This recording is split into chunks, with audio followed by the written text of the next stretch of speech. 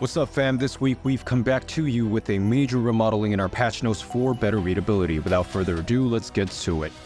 First up are champions with relatively simpler changes. Ornn and Trin will be buffed while Gragas and Senna get nerfed. Ryze chopping down Senna's soul drop percentage to almost a quarter of what it used to be. Next, champion buffs. Cho'Gath gets a W cooldown and E damage buff. Diana gets an AS buff on her passive, which might increase her pick rate from now on. Shen receives buffs to his passive. Its cooldown reduction for every skill hit on ally or enemy champions now increases evenly every level. Sion received a buff to his AD ratio on his Q and adjustments to his shield on his W.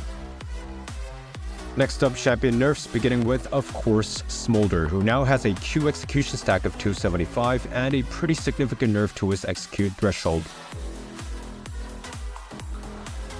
Briar's nerf might actually be a buff. Her W and R get a ratio and damage nerf respectively, but she can now cast Q on wards. Karma got a nerf to the cooldown of her passive and mantra, an adjustment to her mantra shield, and a mana-related nerf.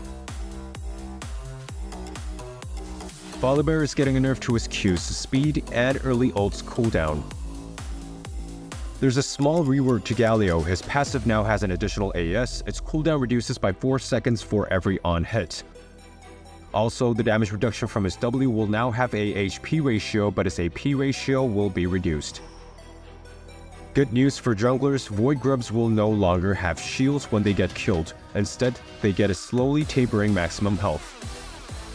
As for item changes among item buffs, the most notable one would be the increase to Infinity Edge's critical strike bonus damage.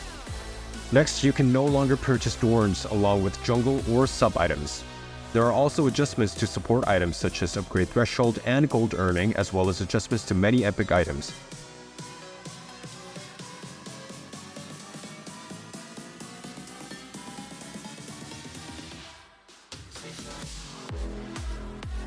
That's all I got for you today. I will see you guys on the next patch.